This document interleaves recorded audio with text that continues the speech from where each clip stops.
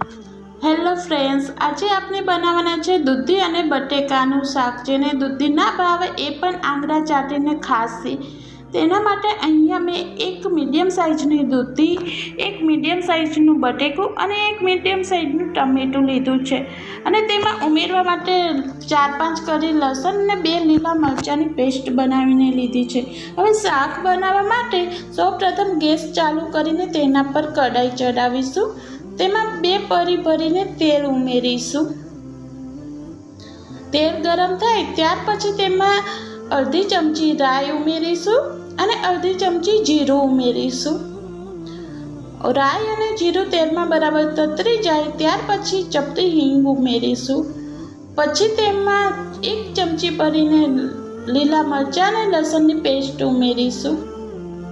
અડધો મિનિટ તેને થવા દઈશું। ત્યાર પછી તેમાં કાપીને રાખેલી દૂધી ઉમેરીશું।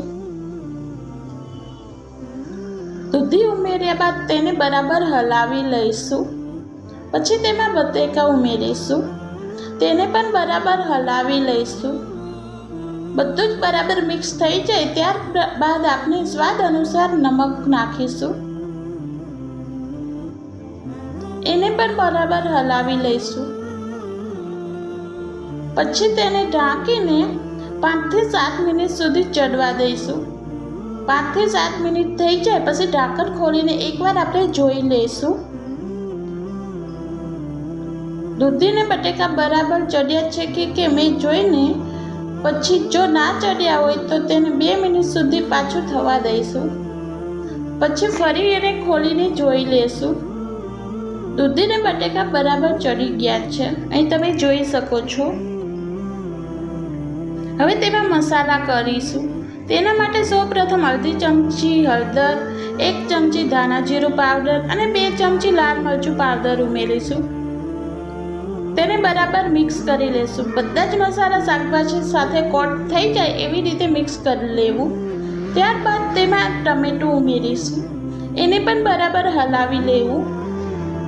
બધું જ બરાબર મિક્સ થઈ જાય પછી તેમાં આપણે પાણી ઉમેરીશું।